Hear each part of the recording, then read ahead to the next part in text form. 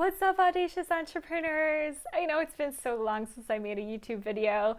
I'm back and I have so much news.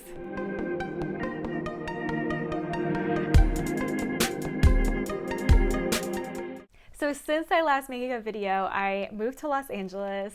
I have syndicated my podcast to the radio. I've got speaking events locally in Los Angeles happening a lot. So if you're in this region, please look up my events. I'll post the link below and come. But of course, I'm not here to just talk about current events. I'm here to talk about imposter syndrome. Now, this is a topic that comes up a lot in my coaching as an entrepreneur coach. I have been asked to speak on imposter syndrome.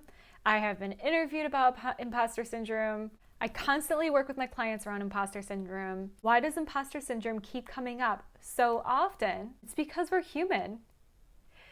Here's the thing. You could be the CEO of a multinational corporation and still deal with imposter syndrome. Why?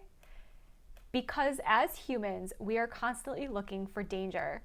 That's the fight or flight response, right? So let's say you get offered the biggest project you've ever had as an entrepreneur.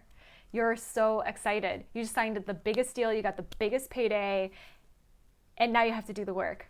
And it's freaky. You start to think to yourself, am I going to be able to do this? Do I have the skill set? Am I going to fail and then lose my business and lose all credibility? We get into these really, really, really hard cycles in our heads and it sucks. That's our fight or flight mode kicking in. Our brain is going, danger, something bad could happen, so I'm gonna go run away.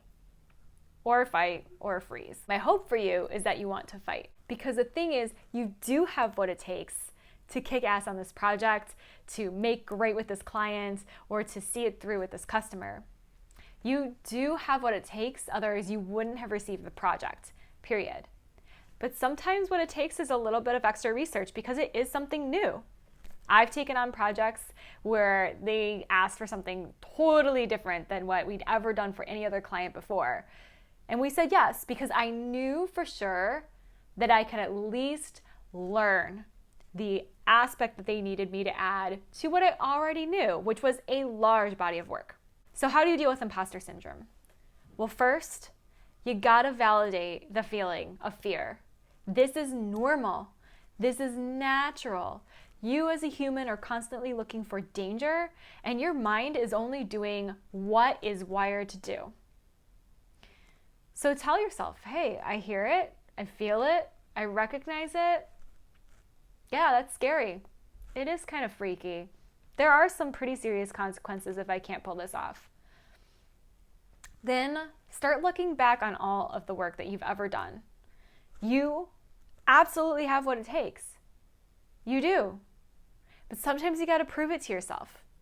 So take a look at your work, take a look at your portfolio, take a look at your experiences, and say, yeah, I can do that. And finally, just break it down a little bit.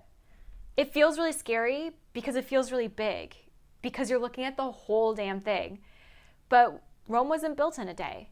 It needed to be placed brick by brick by brick. And so does all the work that you do. So just start with what comes tomorrow. Build yourself a timeline. Develop your milestones. And just start with piece by piece until it's done. Now, this was a quick 5-minute video on imposter syndrome, and I get that that might not be enough. Everybody's imposter syndrome comes from different places. All the voices in our heads are from our parents, or our teachers, or our failures, or our successes. And so everybody has different experiences. This may not be exactly what you need, and I get that. So if you want more help, just hop on a quick 15-minute call with me. The link's down below. But if you want like a lot of help, I also put my 40-minute session link below, just in case you want it. And also don't forget to follow me on social media. I like to pop in and do little live videos in my stories quite often. So Instagram and Facebook, if you're on those platforms, join me. Finally, don't forget to subscribe, but hit that bell because I don't put out these videos with a whole lot of regularity. So it's nice to be alerted when there's something new. It's so good to see all of you. I hope that you're having a wonderful year. I'll talk to you soon.